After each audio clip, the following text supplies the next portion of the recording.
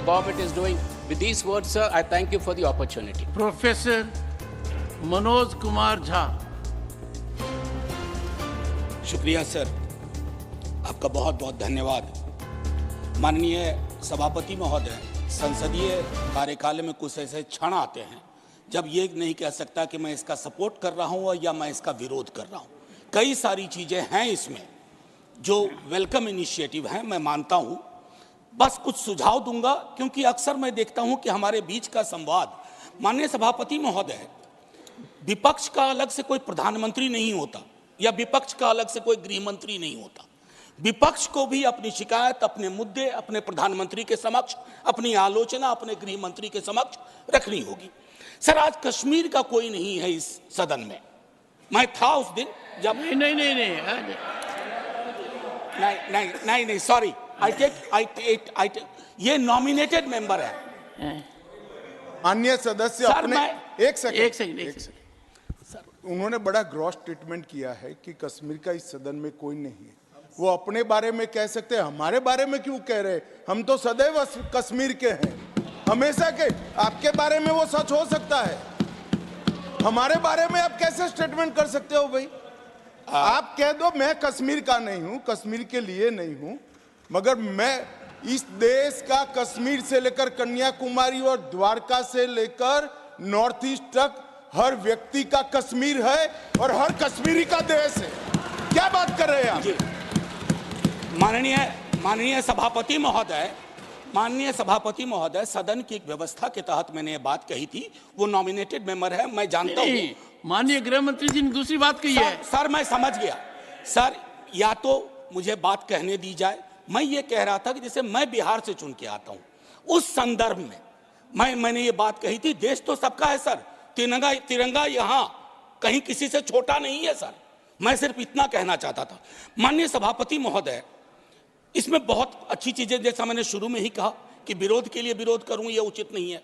माननीय सभापति महोदय, महत्वपूर्ण है कि जब हम ये कहते हैं कि ये नॉमिनेशन होंगे, पहले तो मैं तारीफ करूं कि अंडर प्रिविलेज्ड के बदले एक शब्द जो कि कॉन्स्टिट्यूशनली वैलिड टर्म है, अदर बैकवर्ड क्लासेस, आपने उसका इस्तेमाल किया है, तारीफ के काबिल।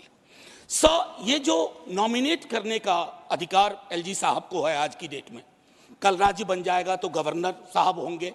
क्या ये स्टेट असेंबली को डेलीगेट नहीं होना चाहिए? और अगर करना चाहें तो on the aid and advice of, ये व्यवस्था मैं समझता हूं कि होनी चाहिए थी। तारतम्य थोड़ा टूटा है, लेकिन फिर भी मैं अपनी बात कहूं। आरक्षण को लेकर के भी हम पीस मील में करते हैं। हर सत्र में मैं देखता हूं कुछ बिल आते हैं। एक समेकित योजना पूरे देश के संदर्भ में हमें इसके लिए बनाने की आवश्यकता है, वो बहुत बेहतर होगा। आज 370 पे फैसला आया और सदन की जिम्मेदारी आज बढ़ गई है। उस फैसले के बाद सरकार की जिम्मेदारी बढ़ गई है। मैं मानता हूं इतिहास, आपने यहां एक फैसला लिया था, तब संसद वहां थी सर, ये लगभग घिस चुका था, हम भी जानते हैं, लेकिन एक मनोवैज्ञानिक पहलू था। मैं आग्रह करूंगा सरकार से कि उस साइकोलॉजिकल हीलिंग की भी कोशिश होनी चाहिए, और ये हीलिंग हो सकती है सर।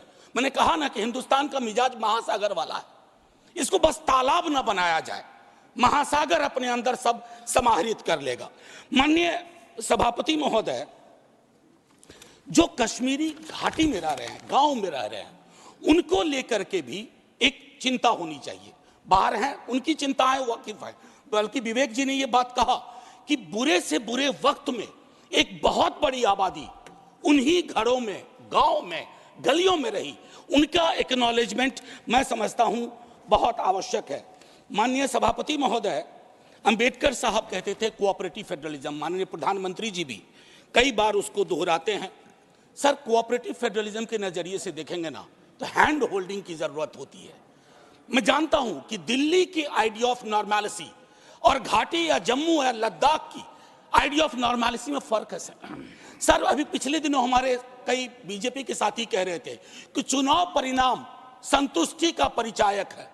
फिर तो लद्दाख में भी एक चुनाव हुआ था सर। बस 1 मिनट लूंगा, चूंकि आपने पहले कहा था सर। एक आखिरी चीज कहूंगा कि पत्रकार, विद्यार्थी, शिक्षक सरकार की आलोचना करें, उसको देश की आलोचना ना माना जाए।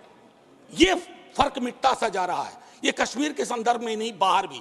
दूसरी चीज सर, दूसरे राज्यों में जो कश्मीर के छात्र रहते हैं उनको एक प्रोटेक्शन दीजिए।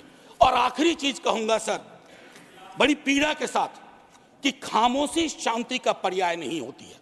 शांति के लिए न्याय चाहिए, वो उतना ही कश्मीर के लिए दुरुस्त है जितना मणिपुर के लिए। जय हिंद सर।